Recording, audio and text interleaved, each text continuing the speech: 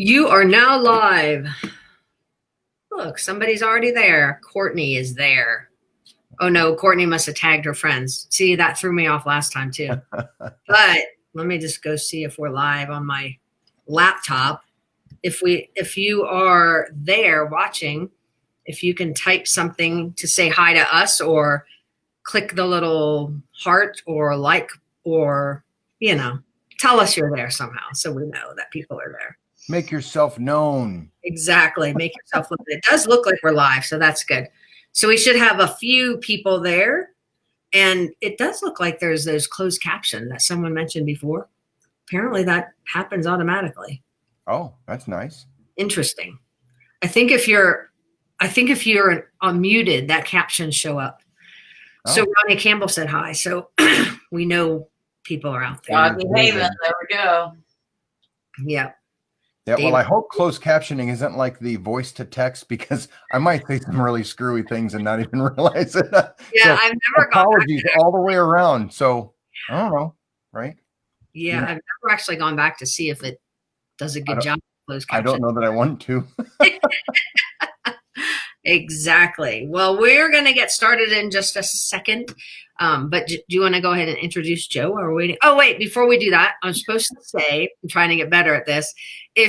So we're glad all of you are joining us. We love to have lots and lots of people on our live Facebook events. But if you know someone else that might benefit, feel free to click the share button and share this video with them so they can watch it either now or later. We're happy to have you invite others to our Facebook Live. And Susan, I will let you introduce Joe, and I'm going to go pull a link to use for later. All right. Well, we're really excited to have Joe Zuccarella back again.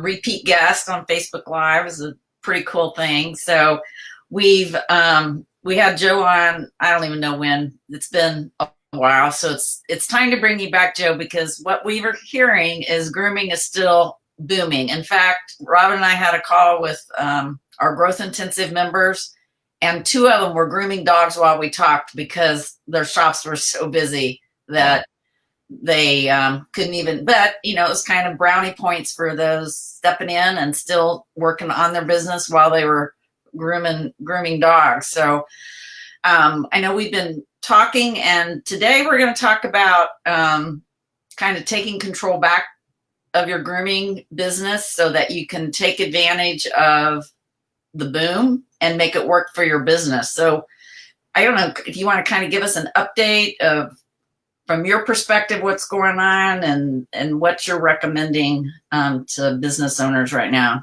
Sure, absolutely. Thanks again for having me. Appreciate that. We've got some really great, exciting news to share with everybody. So you're going to want to stay tuned, because we've got an announcement you're all going to want to hear. So definitely hang out with us for a little bit. Certainly start jotting down some questions. You can ask questions along the way, right? So we'll try to do our best. I know Robin, she's like the wizard behind the curtain, right? So she's like fielding questions, and so feel free, please shoot some questions our way. But yeah, so as far as pet care services are concerned, one of the best things and one of the really cool things about being part of working with the Dog Gurus is to look at pet services as a whole, right? And it's no surprise. So I'm not saying anything that's news to anybody, but our lodging dollars are slowly starting to awaken, but they will be the laggards in the group of services, revenue from services for sure. It's not that you're doing anything wrong. It's that people, the pet parents out there, have to get comfortable with traveling again, right? And many of them are staying home. So that's why daycare is sort of the second slowest to awaken. And then training maybe, right, is sort of maybe the third, possibly. I think you're going to see a lot of that when people go back to work and the dogs destroy the homes. I think there's a lot of pets that have been adopted that have found hopefully a forever home. Yeah. Right. And but what are they going to do when the people aren't there? Right. So I think you're going to have training is going to be really the next big push once businesses come back alive and people go back to work. And then, of course, grooming. My goodness, grooming right now is just crazy, right? Again, no surprise. I'm not telling you something that you already don't know out there. But what, as Susan said, what do you do to take full advantage of that right now? Right. If there was ever a time, and sometimes, and I know everybody out there right now, really, did it have to be grooming? Did, did it The have hardest to be, one. The hardest one. did it have to be grooming is the one that's booming right now? You know, I think the last time we were together, somebody said grooming is booming. I can't remember who that was, but if you're out there again, thanks. Believe me, I'm getting a ton of mileage out of that. But grooming is booming.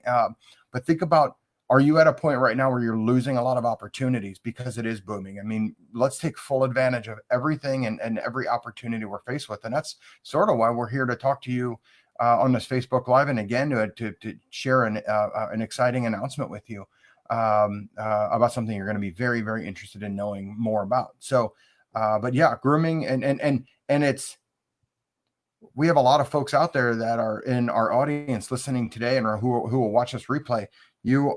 Some of you are groomers, love you groomers. Believe it. I mean, it's you guys are the salt of the earth in this industry, right? You're hard workers, but you're artists, and there's just not enough of you to go around. Right. So what do we do about that? We're going to talk a little bit about that. But some of you are groomers. Some of you are lodging owner operators, managers, leaders, whatever, in lodging and daycare and training. And some of you are retailers, and some of you are all of the above. Yeah. Right. So as we're talking, we're going to talk a lot specifically about grooming, but we also want to focus knowing that we understand your world. We understand that grooming might be a sliver. It might be a major piece. Or it might not even exist yet, right? It might not even be around yet. And you're like, I don't even know if I want to go there, right? I've heard this, I've heard that. There is a formula to making it easier for you, and there's a formula to profit. And that's a little bit about what we're going to talk about today. Yeah, and I was laughing because literally we just got off a call about half an hour ago where we had those exact expressions that you just did. They're like, oh my gosh, I don't know if I want to go there, from people. And I think what Susan and I have seen and why we asked Joe to come back and talk is that people, for those that have grooming departments, they're frustrated. For those that don't have grooming departments, they hear the frustration from those who have them and they think, I don't even want to get started with that. But then those who are doing it right are making some significant money and able to reach a broader base. And so then you see that and you see the success and you're like, well, how is it able to work for them? And what we have learned from talking with Joe is that there is a formula. And hopefully that's why we asked him to come back to kind of help us kind of take control back of your grooming department. So I think Joe, maybe we just can jump in with that. I will say there was one question. Maybe this is a great place to start. Dog grooming is too expensive for low income people. Do you think that's true? Well, I think anything's expensive for low income people if it doesn't have a priority in their life, right? So I've seen, and I've shared this with a lot of my lodging friends out there. I've seen people that pull up to the front of our building with a car that looks like they live in it, and they'll come in and drop $1,000 on their dog, right? So I just be cautious of making generalizations. And truly, I guess to some people, anything is too expensive, but it just depends on what priority level that they have for the services or what they're contemplating spending money on. I will tell you that full service grooming, they have a pet, right? So regardless of expense or not, this is a need the pet has. So how do they address it? And how do you have something that you provide to help them address the hygiene needs of pets? So yeah, I don't know if that's, I just be afraid of that wide sweeping generalization. So I've actually found a little bit of the opposite, where I'm actually surprised how much people spend on their pets, even no matter what, their job is or their position is or whatever. I also personally know a lot of my friends. I have several friends who actually have gotten second jobs for their pets because they want to generate more income to do more with their pets. So I do think it's something you can offer and something you can show value for. I think pretty much with anything you're selling in any industry, and we were talking about Home Shopping Network prior to this call, I think anything you're selling, it's not the price point. People say it costs too much, but if you show the value and convince them of the value, they'll spend the money. So I think a lot of it comes down to how well you can market it and show the value as well. Right. Yeah. So I know we I think we hear grooming and we think haircuts, pet stylists, but I think what a lot of people don't realize is there's a lot of revenue streams that don't have to have anything to do with having a pet stylist or haircuts. Because you talked about basic hygiene for pets that covers a broad spectrum. So I know one thing we've talked about is in a lot of places like lodging would do departure kennel baths, which, and we've talked about often have a low price point. So let's just start there. How can you take and do what we would say, probably for those of us, I've been trained as a groomer, so a groom bath differ from a kennel bath in pricing and the value of that to the customer as well?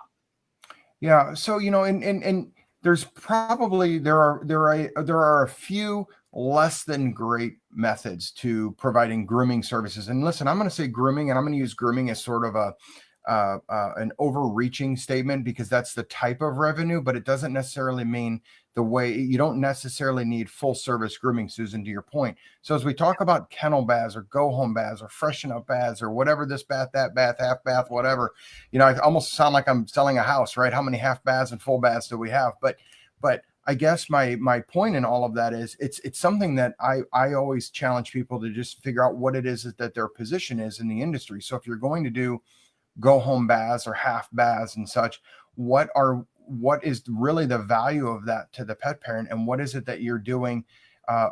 What type of process are you providing? I've often gone on the record and say that I'm not a huge fan of half baths because the dogs they're walking billboards, right? They're fuzzy billboards walking down the street. And if you don't do something, if in any of your other services, you're not willing to accept less than 100% effort, why would we do that in grooming or in baths or whatever that grooming service is? So just think about it that way. We do a really great job of undervaluing or underpricing the baths, and they're you don't necessarily. We have a kind of a term: no groomers, no problem. No groomers, no problem. Yeah. Okay, well, what does that mean? Well, there's a lot to answering that question, but to your point, you don't need full service grooming. If all you're going to offer is nail trimming, do the best nail trimming you can and make sure that you're charging appropriately for it, because everything takes time. When we talk about our industry, we are service providers, so it's about affordability. It's not necessarily about how much we can pay people or how much we have to charge. It's how much opportunity loss is, or how much can we afford to lose if we're not doing that service. For example, you might be inviting a customer to go down the street and do business with somebody else because you don't offer something in regards to that service. Great. Yeah. And, I was having a conversation with one of the clients or one of our members yesterday that she's like, because we were talking to everybody about putting in grooming, and she's like, I just don't want to have the wet and the humidity. And I immediately thought of you, Joe, because we talked about dry baths. So talk about some services that would fall under like dry grooming that you could do. So, not even have to have a tub. Right. So, there's you can do some parts of the grooming. Nails, you could do nail filing. I don't like to say grinding, but nail filing, it sounds a whole lot more friendly, right? And relatable to the pet parent. You could do face, feet, and fanny, which is an interesting little combination, right? And that doesn't necessarily require a bath, but somebody that's trained up enough to trim the face, which if you think about those three areas on a dog, those are usually the three areas. People don't bring the dog in because it's got a dirty back or a dirty chest, or, it's usually the dog's got hair in its eyes and can't see, or the rear end or something going on, or the feet are dirty, or, like I say with golden retrievers, are wearing the fuzzy slippers, right? That's the hair right, comes up, between their pads, right? Between their toes. So, a face, feet, and fanny might be a great little option, especially if you own and operate a doggy daycare. Friday freshen ups, so some of these things, but figure out a way maybe to market those. You see how we kind of package those up differently. They're not deceiving, and they're not selling something you're not promising on delivering, but it's something versus nothing. So that's one way. And I've even seen some places use a high velocity blower as a way of removing some of the dander and dust and dirt and undercoat and such without ever putting the dog in the tub. So they do that for quite some time before, instead of introducing water to the situation. So it's sort of, what are you dealing with in your surroundings? What do your customers need that you can provide? And to what price then do you charge? So there is this whole sort of balance, but yeah, there are a lot of, even something as simple as ear cleaning or face cleaning or a fresh breath treatment for their teeth, things of that sort, are always some really great shortcut items to add to any menu, whether or not you want to do full grooming. Well, and I'm a big proponent, is I want my place to do touch-up brushing, just where the mat, you scratch those golden retrievers behind their ears and you feel the mat. Well, if those were brushed out every week, they wouldn't mat. So it's behind the ears, under the armpits. Just doing some touch-up brushing would help some of these pets. So Robin's you're here. absolutely right. And everything that we're talking about there is something that an individual that is not necessarily, 1 year, 3 years, 10 years into the grooming industry can be taught to do. Right? At Paragon, we have our level 1 Groom Tech program, and it teaches them everything that they might need to know about providing everything from a miniature service or a partial service all the way up to but just short of a full all over body haircut. So if you've got staff that, you might have some team members that, heck, maybe you have team members right now that are not staying busy enough because your boarding isn't back alive and breathing like you need it to be, or your daycare is a little bit light. Maybe get those folks trained up so they can offer some of these bath or partial type services in your organization. But that's really easy to do. And so that came up on an earlier call we were on today too, Joe. So we just need you to join these calls with us. How long would you say, how long is the initial training for that kind of a person? Yeah, the Groom Tech training program, depending on the motivation of the student and what we call volume and variety of dogs, because they do have to practice on dogs and such. Our distance learning program will typically graduate the average Groom Tech probably within about 5 to 6 weeks. So it's relatively quick. Yeah, and that I think that's one of the common myths, I guess, of, well, I can't hire anybody. It's going to take a year to get them trained, and we're not going to be able to sell anything. So I do think there's a huge opportunity with some of those. You don't have to do the full on everything type of grooming. You can start with that smaller and still make a pretty decent revenue. We did have a question from someone that bought an existing business. They do say grooming has been booming. So, but they said that the prices were pretty low, and they did raise prices for daycare and boarding already from their facility. They want to raise their grooming prices without stepping on toes and without losing clients. But what is the best way to go about that? And what's a good percentage of increase to go by? So I guess that kind of talk a little bit about how you would do pricing. Yeah, pricing is actually, surprisingly, pricing is a lot easier than what you might think. What I would always recommend people do, and there's kind of a whole process around this, and so I'm going to kind of hit just the high level of this, but it all depends on your, what I call recon, and it all depends on what place in your market do you hold, by way of quality and convenience and quantity and all of that sort of thing. But the best thing you can do is, step number 1 is call around in your market and see. Secret shop, right? Go back to some of the best guerrilla marketing that we know and have done for decades, and that is secret shop. I don't like to call them competition, but secret shop the people you share your market with, because I'll tell you that in most markets there's plenty of dogs to go around, right? But compare yourself to others like your customers are going to compare you to others, right? So ask the questions that your customers would ask, so that you know what position in your market you have identified for yourself. For example, if, let's say, and don't be apologetic because you're a boarding facility. If you're a lodging, if you're a pet resort or a daycare or a training facility, just because you're not a standalone grooming doesn't necessarily mean you can't have the same quality of grooming services output, right? So don't be apologetic about it, but call around and see.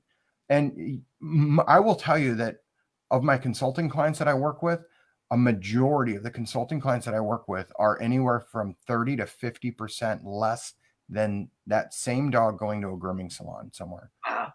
That's huge. I That mean, is huge. that dog is being done at a grooming salon for $40, but yet at the lodge, the lodging facility or daycare, we're charging $25. Right. Wow. So Yeah, we don't need to do that. We don't No. need to do that. In fact, don't. No, don't do that. Don't do that. But it's because, and I'll tell you, and I love our pet care service providers out there, but grooming in a lot of applications is a headache, right? It's the last thing on our list to pay attention to. It's sort of like your attic, right? It's there, but you just forget about it most of the time, unless it leaks, unless it causes you trouble, right? Well, grooming has sort of been viewed the same way among full service pet care providers and definitely retailers out there. But I've got news for you guys. You're missing a huge gold mine. That's great. So I love this. They offer premium bath or de-shedding treatment, which I was going to mention de-shedding too, with the addition of a photo of their dog in the tub with bubbles, rubber duckies, and a shower cap. And it was a huge success. People love the pictures and that kind of thing. But I also do think de-shedding is a great service to add on to, even for my short hair breed, my lab. Oh yeah, you could use de-shedding right now. Actually, our shed control program was huge, and it's monthly revenue. That was the whole part of the program. That first appointment, and I don't know, Joe, your pricing structure on it, but when we did it, the first appointment was the most expensive because you're working out a lot of the loose coat, and then you get them on a regular coming in every month to get the lower pricing and keeping that maintained. So you've got that recurring revenue coming in. And again, you don't necessarily have to have a full groomer, because a lot of the dogs that have that undercoat are the shorter hair, double coated breeds. Right. Yeah. Groom techs can do a lot of that work for you. Groom techs can do every dog without a haircut, with the exception of an all over body haircut. A properly trained groom tech can do their own dog start to finish. The de-shedding or some sort of shed control specific purposeful treatment, right? Some process, right? And there are some that work better than others. We can always have some follow-up conversations on actual processes and pricing, but I will tell you, yes, you're absolutely right. The first time is always going to be the most expensive, but most of the time that is the number one draw for bath breeds outside of long nails, dirty dog, or a dog with fleas and ticks. So why not promote a shed control if that is again one of the largest draws? And think about it, if you've had a shedding breed or you've been around shedding breeds, Susan used the example of your dog. If somebody said that they could reduce drastically reduce the amount of hair that is dropped in your home, you can't eliminate it, right? That's impossible. So we're not going to sell something we can't deliver, right? But we're going to sell something that we can absolutely deliver. And what a great draw. And I will tell you that for most people, they're willing to pay for it. Yeah. Absolutely. So we have basically 4 questions in a row that are all revolve around how do you pay the groom tech? So couple are saying what kind of commission. Some are saying hourly wouldn't work. My groomer's really slow. So how do you decide on that? Do you have quotas? Somebody asked if you're already paying that person in your facility for some kind of hourly work as a pet tech. If they complete the groom tech program, what kind of raise should they get? So somehow lump that all into talk about pricing. Yeah. Talk about pay. As far as groomers are concerned, most of the time groomers, they're going to be probably in your entire establishment, a well-trained and reputable dog groomer is probably going to be the most expensive labor individual you're going to have outside of management and ownership. So just know that, right? Okay. But groom techs, I've seen, and I say this disclaimer without looking at your numbers and knowing how you would use them and how you'd be pricing and all of that. So there's this whole formula that goes into a compensation, but let me just kind of hit the peaks of it, right? I've seen all types of compensation programs work for groom techs. I would say one of the most popular that I recommend is an hourly rate plus a flat rate sort of kicker, if you would, per dog. Why do we do that? Well, you pay them a fair rate, But then that kicker, that little flat rate per dog, whether it's $1, $1.50, whatever you can afford, and that takes looking at your numbers and knowing what you can afford, right? Because again, we'll look at your average ticket price, we balance all of that out. But once we determine that, that little kicker is an incentive for them to do more dogs per day, because the faster they get without sacrificing quality or safety, the faster they get, the more dogs they get, the more per hour they're making, right?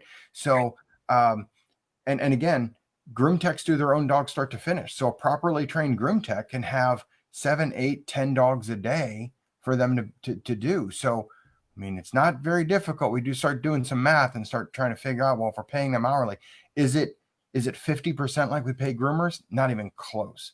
And in fact, this special event we're talking about is going to, we're going to actually dive in a little bit deeper. I know we keep kind of teasing this, but all of these things we take a little bit deeper dive in, and in an upcoming event you might be interested in. But to answer that question, the best way I've seen is hourly plus that little kicker on top of it. So, but yeah, very profitable.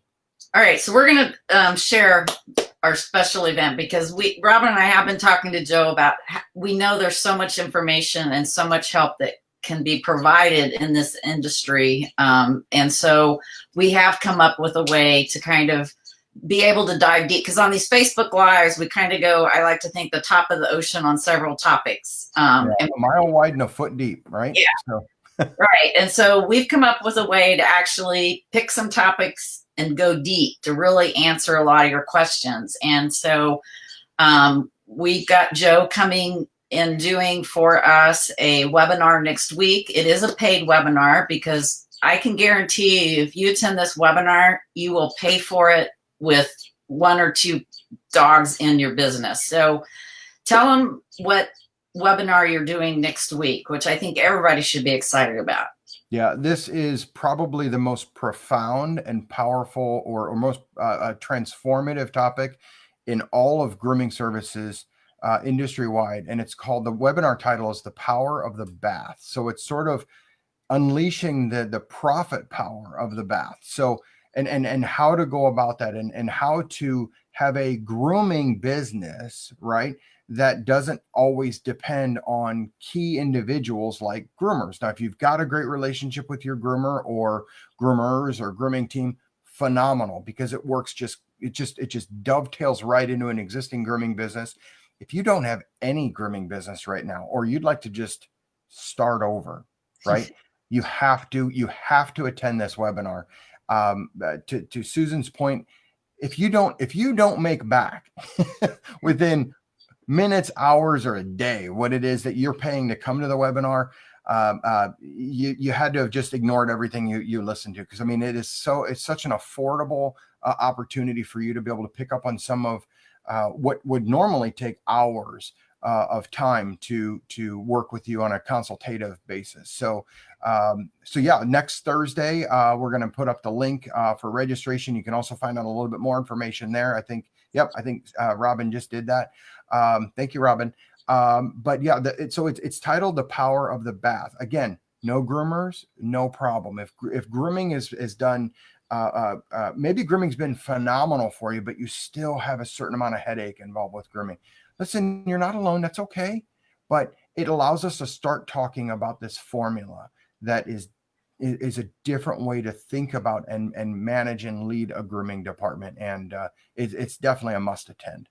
Yeah, and this all came out of us sort of partnering with Joe, because we started working with him and have seen a lot of our clients have actually started consulting with him. And we were on a phone call maybe 2 weeks ago now.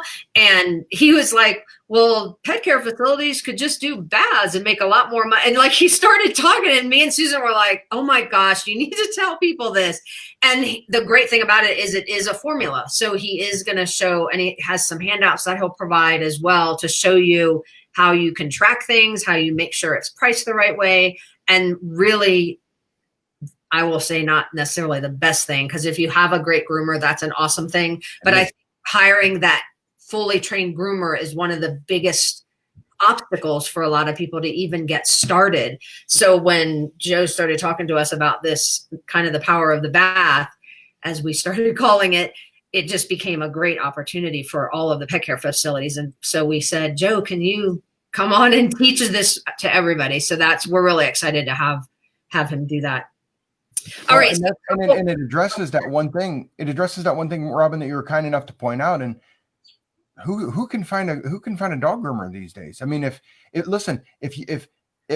you can't find a dog groomer, neither can the people you share your market with. So how do you outmaneuver them? How do you have a more explosive grooming offering than anybody else can? So changing the script, taking control. And when we talk about taking control, there's nothing like the power of the bath to take back control. And when you take back control, it is much more profitable than full service grooming. So if you don't offer any grooming out there whatsoever, if you do not offer any haircuts, let's say that if you don't offer any haircuts, great, that's fine too, because you just start with baths. Start with the best baths you can offer and do it in the right way with the right people. So we get you to help understand your business first, and then we put the people aspect in. See, how many times for how many decades have we been doing it the other way around? We figure we got to find the people, and then we work on the business.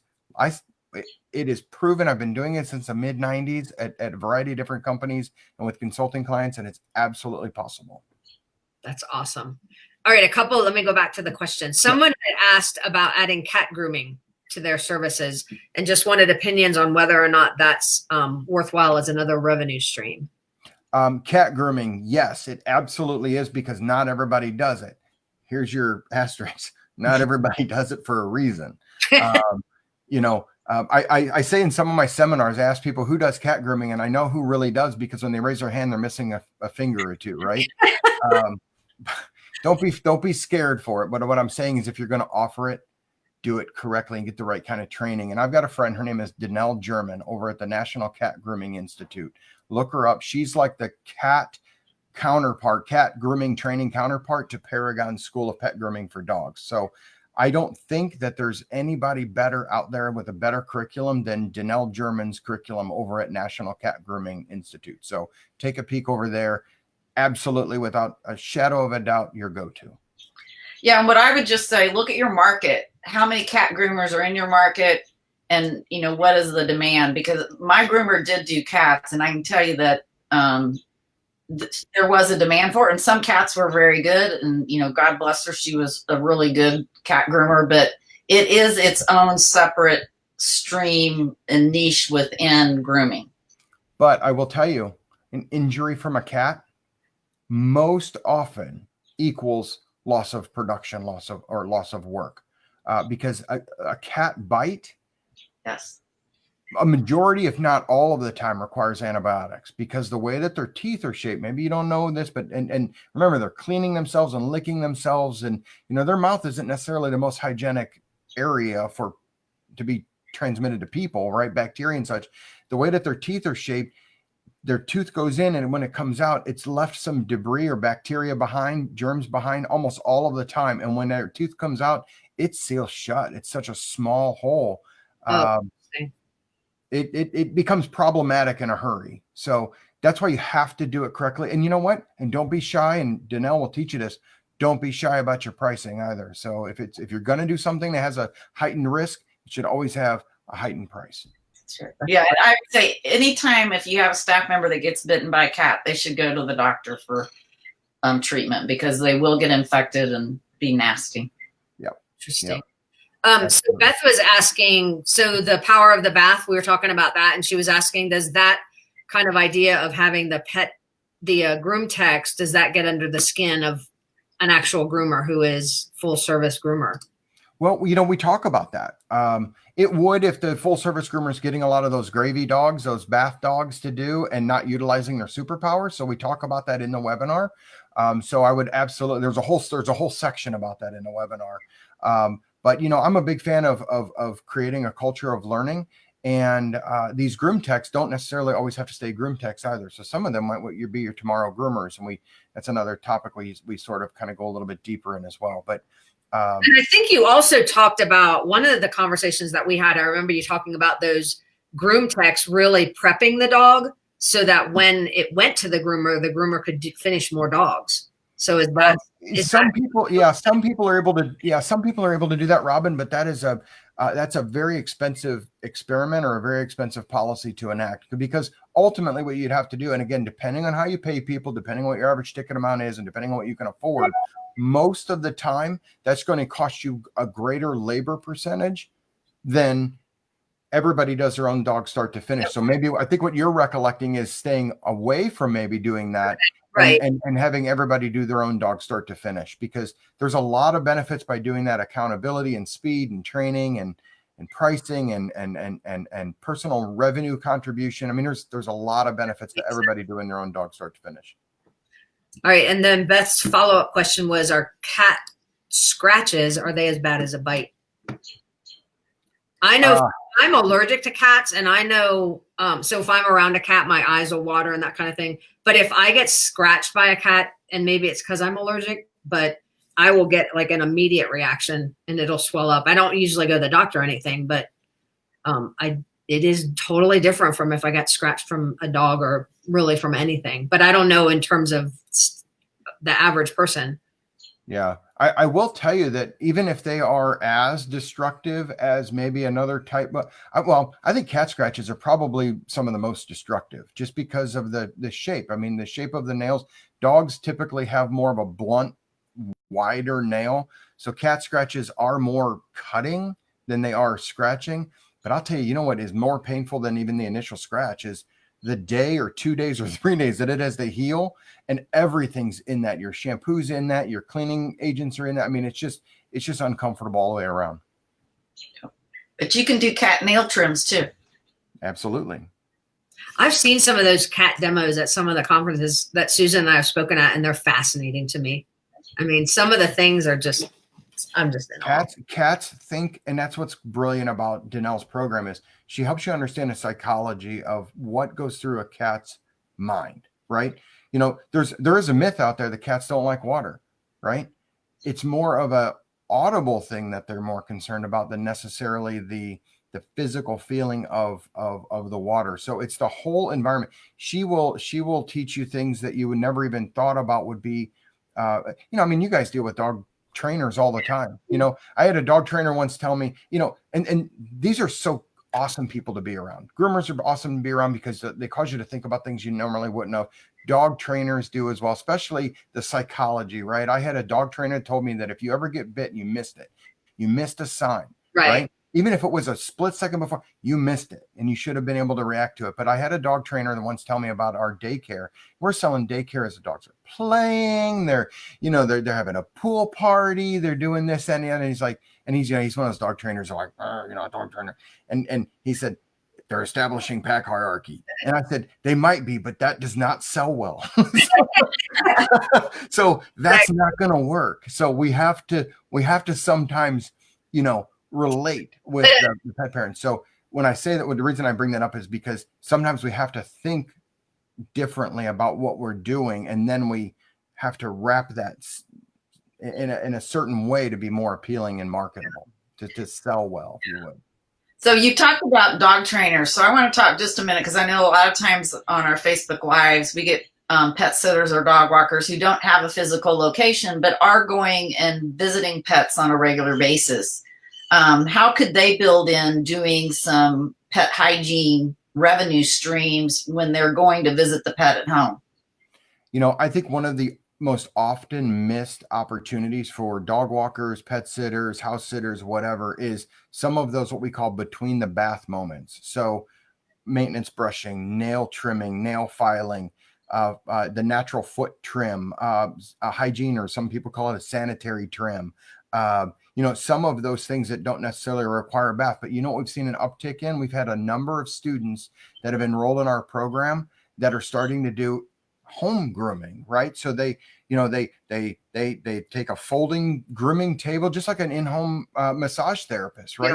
They take a folding table and they figured out some kind of way to put some straps on it, and they carry it in like a backpack, especially like urban areas. You see this a lot, they're and walk up, brownstones in New York and things. And these people are going in and they're doing these basic needs for the pet, sometimes even including the bath and a dry, in the pet parents or in the pet's home.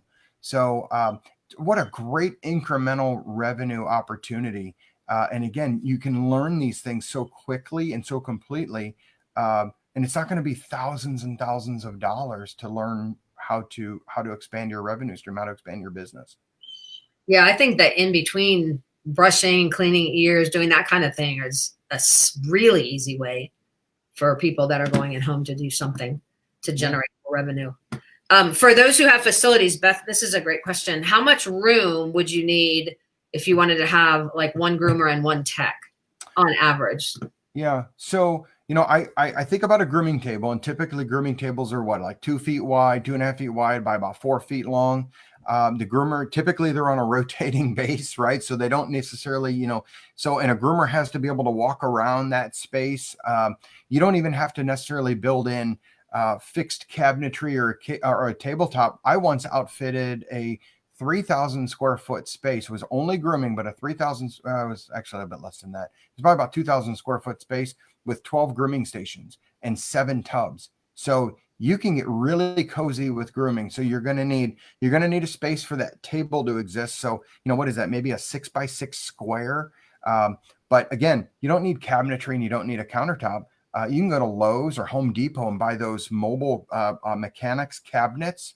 They work really well. They lock so that the team members can lock up their expensive equipment at the end of the night. You can roll them away from the wall and clean under and behind them, right? So there's a lot of benefits to those types of units. And I've even seen some people use those units as the table, right? You lock the caster but I'm a big fan of a table with a grooming arm and a loop and the proper training and such. So, but I like the idea of I love the posh places that I see, but they are extra cleaning and they are extra maintenance. And some you can make look posh, but you're building it with all semi-bulletproof material. Fiberglass reinforced paneling is wonderful for grooming areas and tub areas, right? So you don't have to paint it. You can scrub it with a brush. You can hose it down. I mean, it's wonderful. But you need a table or two. If you're going to have a groomer and a groom tech, you need a tub. Tubs come in various different sizes. Again, stainless tubs can be, placed as long as you have a drain and water supply. And then probably some holding areas. So whether you're going to put the pets in the boarding facility and daycare facility, you have to decide that, right? Flow means a lot. I once worked with a grooming a consulting client that he was trying to figure out how his groomers could do an extra dog a day. He said, if all 5 of them did an extra dog a day, it would equal this amount per day and this amount per week, this amount per year. And so we started studying. I had him start literally timing different steps, right? Because we just couldn't figure out. Everything seemed to go well, except he was really proud about where he had the grooming holding, an exclusive grooming holding area, but it was at the back part of their facility. So it literally took a couple minutes for somebody to walk there, retrieve the pet, and walk back, and then do that again when they're returning the pet to its enclosure. It equaled about 4 minutes per pet. And that groomer could do about 8 to 9 dogs a day. So if you take 4 times 8, that's what, 32, right? 32 minutes of walking. They were almost being able to do another dog a day. By just addressing flow. But I understand that if you're in a full service pet care facility, retrofitting a grooming department, that's okay, right? Because there's a formula, believe it or not in this webinar, but in upcoming webinars where we can work one-on-one consulting. An average grooming table could generate $100,000 worth of revenue a year. And this is one of the things that Susan and I have been talking to folks about during COVID is diversifying and really looking at, can you create other revenue streams that may be able to take the space of some of your grooming. So some of your lodging, because lodging is obviously so low right now. And even looking at the possibility of, if you can get that revenue stream up and running, whether it's grooming, training, daycare, whatever, if that space that you can provide, maybe you have to take out a few of your lodging enclosures. But if you can make more in that other revenue stream than you can make in having 5 extra lodging enclosures, that might be something to consider in terms of finding space. So we are telling people to really look at what your options are. Maybe those 5 if you have a large facility, maybe those 5 enclosures only fill twice a year. So is it worth it to have those 5 spaces where you're only at 70, 80% occupancy pre-COVID? And those only fill really at Thanksgiving and Christmas. So that might be a place to say, we tear those out, we put in something else, whether it's enrichment, whether it's grooming, whether it's whatever, some kind of a daycare option or grooming, whatever it is, training, but look at the use of your space in that sense too. Yeah, that's a great point, Robin. I mean, grooming does not, I know a lot of retailers that have tiny little retail stores, right? Mostly supplies. And they literally have a closet that they took an old closet or something just slightly bigger than a closet. And there's a table and a tub. And they might have like one, if maybe a 2-dog family came in, there might be like a kennel, like a fold up kennel or something there. And they're rocking in revenue, and profitable revenue, especially if they're focusing a lot on the power of the bath. They're doing a really great job. Now, are they going to ever be the 10, 6-station grooming? Well, of course not.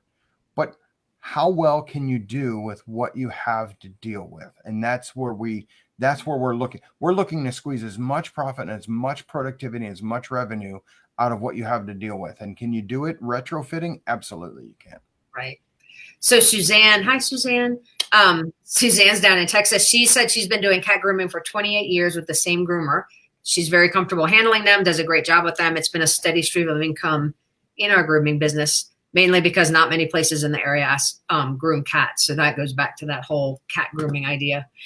We're at like 46 minutes, so I want to be good with Joe's time and everybody else's time. But I will ask one more question before we go, Joe, and then you can follow up with any closing thoughts. But this comes up a lot too, is when you're figuring out payment for your groomer, how you're going to pay them, which you talked about a little bit.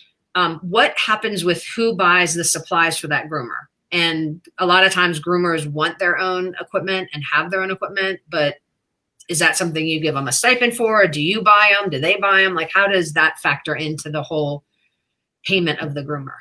Yeah. So, it sort of all goes back to, what do you want to afford? How much do you want to spend on wages, their compensation, their incentives, their perks of being there? You're right. Most of the time, and I'd say a majority of the time, actually, professional groomers, they want their own equipment. Right.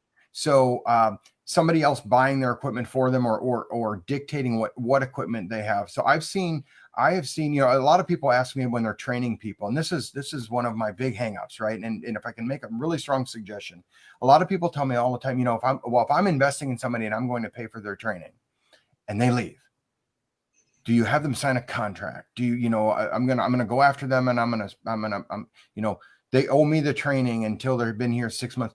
And I'd like to ask you to think of it differently. And I know some of you have probably heard me say this, but instead of creating, think about that. Your very first experience with a brand new team member, and it's about punishment if they do something wrong. So I'm a big fan of flipping that and saying, if you stay with me for 6 months, you're going to get $500. If you stay with me for a year, you're going to get another $500. And I've seen people use that incentive as a cash bonus payout. I've seen them frame that in as far as an equipment allowance, especially if you can get the equipment and you can negotiate with manufacturers or people that you do business with. Maybe they can even knock something off the price so that it's even less expensive for you to buy it than just the average person buying. There's all kinds of creative ways. But as far as grooming equipment, typically what I've seen most often, groomers supply their own and maintain their own equipment. Groom techs, their equipment is usually supplied by the employer. And it's because it's a lot less expensive equipment. It's a lot less specialized equipment. Well, I didn't want to have to continually rebuy I wanted to be able to have other people step in and help out and do baths. And so that is exactly, we invested in the tables and the, big equipment for our groom area.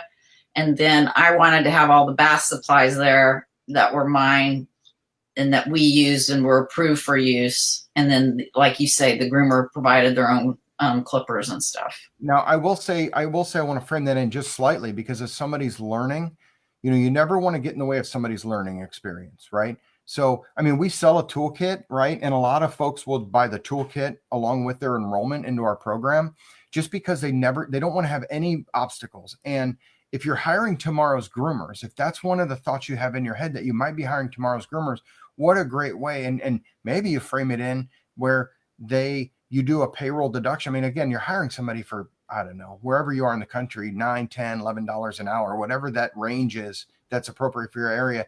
There's probably less likely chance they're going to be able to afford a full toolkit on their own. But maybe as a perk, you do a payroll deduction. You know, they have to sign a little form, make it all legal, right? But a payroll deduction where they can have their own toolkit and they're paying it off, paying you back over time. So that's a really great way for them to have some skin in the game also. So if that's what you're looking, if you're looking for them to have a little bit of shared interest, making it easy for them to afford tools and have their own tools, something that they have a sense of ownership, because it's always somebody else's fault when the scissors are missing or the brush is missing or Sure. you know, it's always somebody else's fault when the nail clippers are missing. So maybe consider setting them up as completely as possible. But again, you know, this webinar that's coming up next Thursday, I highly recommend that you consider attending. If you want more information, I know that Robin's put the link up a couple times, but you can go and the whole power of the bath. I promise you'll have a new appreciation and probably be thinking about something, the bath, differently. Not probably, you're definitely going to think about, because we're going to dispel the myths about a bath, right? The relationship between a bather and a groomer, and bath pricing versus the process itself and what people will pay. And just there's 5 or 6 myths about the bath that we dispel. Then we talk about the profitability power of that, and then we fold in, we start talking about how do you handle equipping yourself with the human resources, with the most important aspect of that, and when it's most important to address, when that's the people necessary to be profitable and successful. So I can't encourage you to most. I'll tell you how this also started. Not only was I talking with the dog gurus about this topic, my consulting clients, this is information I would talk about over and over and over and over. So this is kind of for Joe not to have to repeat over and over. Like, okay, record so it. for all my first time consulting clients, I got a webinar that you need to go attend, because it just lays the perfect groundwork for everything. So, and there's a bonus. There's an extra promotional discount code for enrollment into ParagonPetSchool.com, our Groom Tech program. So in fact, the promo code is actually more money you're getting back than you're paying for the webinar. Wow. So there you go. So you can make it back with just saving that on one person's enrollment. So yeah. Well, that's awesome. We didn't even know that, Joe. So that's very cool. Surprise. Exactly. Yeah. Well, there are a few more questions, but I don't know that we have time. I'm going to ask one of them, which was, hang on. Oh, I don't know what's a good revenue goal for a groomer per month? If you have let's say one groomer. Yeah. Revenue is going to be hard because I don't know what your average ticket price is, but I will tell you that the average speed for an average pet groomer is an hour for a dog for every productive hour. So let's say you've got a groomer scheduled for 8 dogs a day and they are of average skill, right? And I'm not talking show grooming, and I'm not talking, and this is studied over the course of a month or a quarter, right? Not a day or even a week. That's not fair, just to look at their speed.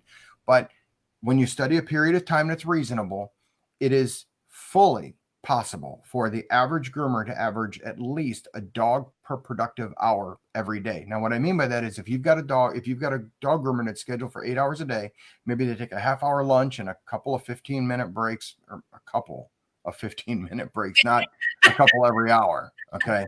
But a couple of 15-minute breaks, so they're not productive for an hour, so they're productive for 7 hours. You should be looking at about 7 dogs worth of output. If they're slower than that, there's usually a reason, right? They need more training, they need more confidence. They're just electing not to do more dogs, right? All of those things are curable. So then you just take, do you know your average ticket price, right? Let's say it's $50, right? So it's $350 a day times however many days a week that they work, times however many days a month that they work. There's your goal. Yeah, that's great. Susan, do you have any follow-up questions? No, we're just super excited that Joe's agreed to come and take you deep on a topic that will really be able to bring you revenue right away, which is our whole goal. So thank you, Joe, for coming today. And you're welcome. And we're going to have an extensive Q&A session after the webinar as well. That's true. Yeah, we're going to have interaction too. So it's not just webinar, we're out, right? So we're going to have Q&A. So you're going to get some personal attention after the webinar that day as well. Yeah. And that's going to be about 90 minutes, isn't it? The webinar? Yeah. In total, it's about 90 minutes. We've got the first 60 or so is the webinar. And then, we'll hang for whatever reasonable amount of time that we possibly can. So. All right. I know I didn't get to all the questions, but we will try to answer them in the chat box, or you can email Joe or me or Susan if you have other questions. Although if they're you can email me directly at zuccarellojoe@gmail.com. Robin can probably put that up there for us. If you want to check out the Paragon program, you can go to paragonpetschool.com and look at the program so that you're ready, locked and loaded for next week's webinar. Yeah, I did put the link to the Paragon Groom Tech program is in the link as well. And then a shout out was Suzanne Locker said she did have a student this started this week at Paragon, and we thought she couldn't afford her own equipment and books, but she said she definitely wants to pay for them. So nice. And that's someone that's invested in their learning and their new role and career. And grooming is a great career, especially if you start young. They can make a lot of money being a really good groomer. Yeah. And there's some really fringe benefits to you sponsoring their grooming training, and that's covered in the webinar as well. Yep. All right. Thanks, Joe, for being here. And thank you, gurus. I appreciate it. And we will talk to you guys hopefully next week on our webinar.